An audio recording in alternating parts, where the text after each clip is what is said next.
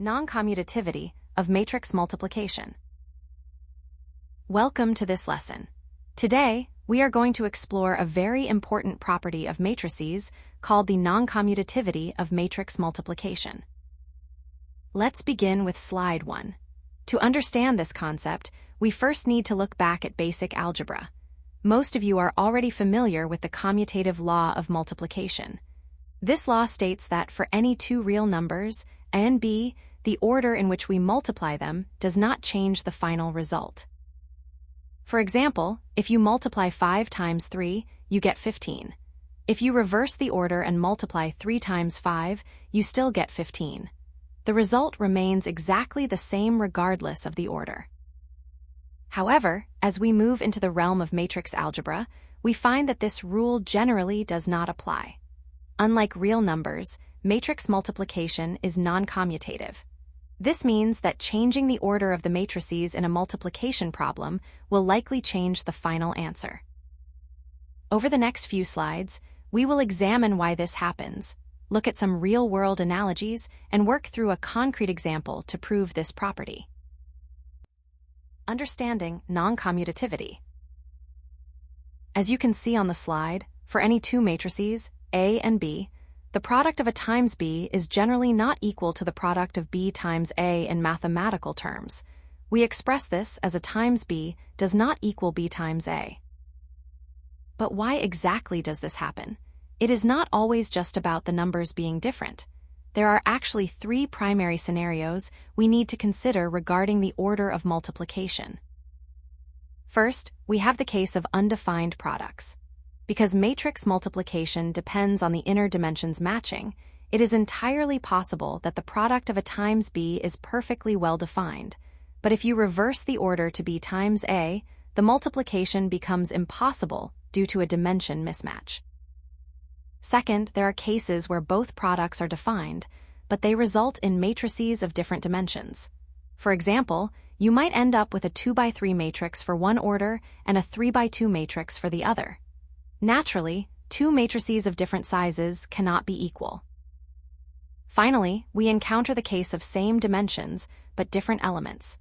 This typically happens with square matrices of the same order. In this scenario, both A times B and B times A will result in a matrix of the same size, but the actual numerical values within those matrices will differ. Now that we have established that matrix multiplication differs from the basic algebra we are used to, let's take a closer look at what this non-commutative nature actually means in practice.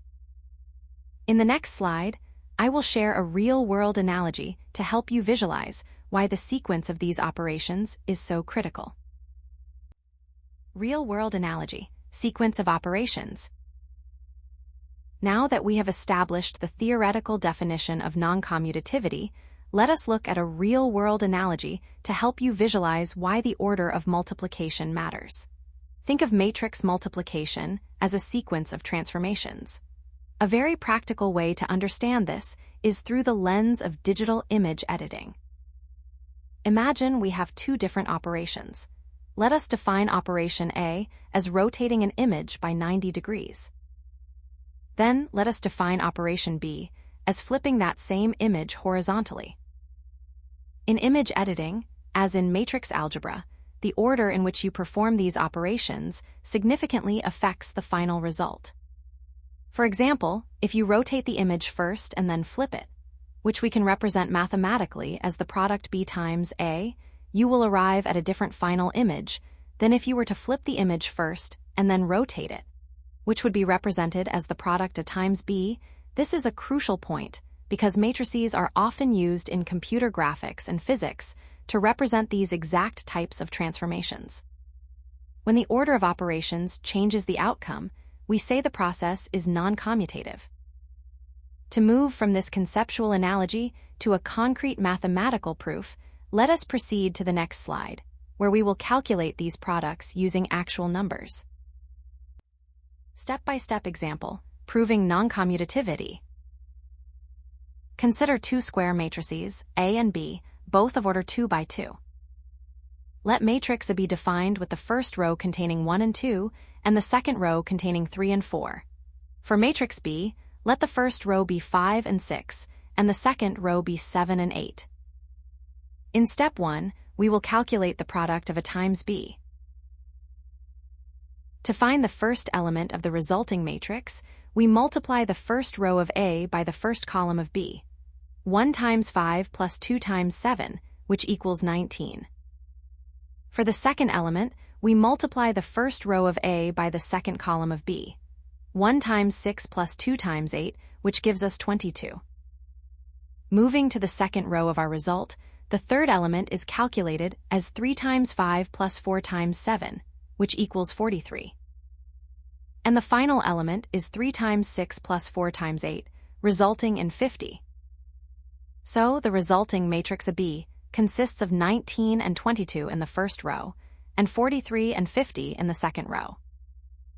Now, let us see what happens when we reverse the order of multiplication in step 2 by calculating the product of B times A. For the first element, we multiply the first row of B by the first column of A. 5 times 1 plus 6 times 3, which equals 23. The second element is 5 times 2 plus 6 times 4, which equals 34. The third element is 7 times 1 plus 8 times 3, giving us 31. And the final element is 7 times 2 plus 8 times 4, which equals 46. Thus, the resulting matrix BA consists of 23 and 34 in the first row, and 31 and 46 in the second row. Finally, in step 3, we compare our two results. When we compare the matrix of B, which contains 19, 22, 43, and 50, with the matrix BA, which contains 23, 34, 31, and 46, it is clear that the two matrices are not the same. Therefore, we have mathematically demonstrated that A times B does not equal B times A. This confirms that, in general, matrix multiplication is non-commutative. However, as we will see in the next slide, there are certain special types of matrices that act as exceptions to this rule. Now that we have discussed the theoretical concept and the analogy of image transformations, let us move to a concrete mathematical example to prove this non-commutative property. The exception, diagonal matrices. Now that we have seen a concrete example of how changing the order of multiplication changes the final result, you might be wondering if this rule is absolute. While we have established that matrix multiplication is generally non-commutative, there are a few important exceptions to this rule. Specifically, diagonal matrices of the same order do commute with each other. Before we dive into the math, let's define our terms. A diagonal matrix is a square matrix where all the elements outside the main diagonal, the line running from the top left to the bottom right, are 0. Let's look at a practical example to see how this works. Suppose we have two 2x2 diagonal matrices. We will call the first one D1, which has the variables A and B on its diagonal, and the second one D2, which has C and on its diagonal. First, let's calculate the product of D1 multiplied by D2. When we perform the multiplication, the zeros simplify the process significantly. The resulting matrix has A times C in the top left position and B times D in the bottom right position, with zeros everywhere else. Now, let's reverse the order and calculate the product of D2 multiplied by D1. Following the same multiplication steps, we find that the resulting matrix has C times A in the top left and times B in the bottom right. Now, here is the key connection to what we discussed in our first slide.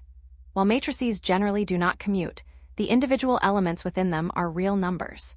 Since real number multiplication is commutative, we know that A times C is identical to C times A, and B times D is identical to times B. Because these individual elements are equal, we can conclude that in this specific instance, D1 times D2 is indeed equal to D2 times D1. However, please keep in mind that this is a special case. In our next slide, we will discuss why it is dangerous to assume this property applies to all matrices and look at some common algebraic pitfalls. Common mistakes in matrix multiplication. Now that we have seen the mathematical proof and the special case of diagonal matrices, let us discuss some common pitfalls to ensure you avoid these mistakes in your exams. First, the most frequent error is assuming that matrices behave like the real numbers we have used since primary school. As we discussed at the beginning of this lesson, while 5 times 3 is the same as 3 times 5, this commutative property does not apply here. In matrix algebra, you must always remember that the order of the factors is absolutely critical. This leads us to a very common mistake when simplifying algebraic expressions. Many students are tempted to expand the square of the sum of two matrices, a plus b, as a squared plus 2 a b plus b squared. However, this is incorrect in the context of matrices. If we expand it properly by multiplying a plus b by a plus b, we get a squared plus a b plus ba plus b squared. Because we have already established that a b is generally not equal to ba, you cannot combine these two middle terms into 2 a b, you must keep them separate, unless the problem explicitly states that the matrices commute. Finally, be careful not to ignore the dimensions of your matrices. Before you even attempt to compare the product of a times b with b times a, you must first verify if the second operation is even mathematically possible. As we mentioned in our earlier slides, it is entirely possible for the product of a times b to be defined, while the product of b times a is undefined due to a dimension mismatch. Key takeaways. First, let's reinforce the core principle of non-commutativity. As we have seen throughout this session, in general, for any two matrices A and B, the product of a times B is not equal to the product of B times A. This brings us to the most important practical point: order matters. Whether a matrix acts as the pre-multiplier or the post-multiplier completely changes the resulting elements of the final matrix. This is why the image rotation analogy we discussed and the step-by-step calculations we performed yielded such different results. Now, do keep in mind the special case we explored. While the general rule is non-commutativity, diagonal matrices of the same order are a notable exception, as they do commute with one another. Finally, I want to leave you with a word of algebraic caution. When you are expanding matrix polynomials, be extremely careful. Do not assume that a times b is the same as b times a. If you do, you will likely fall into the common trap of incorrectly simplifying expressions, such as the squared binomial we analyzed in the previous slide. To wrap up our lesson, let's review the key takeaways to ensure you have a solid grasp of this concept. Keep these points in mind, and you will avoid the most frequent pitfalls in matrix algebra.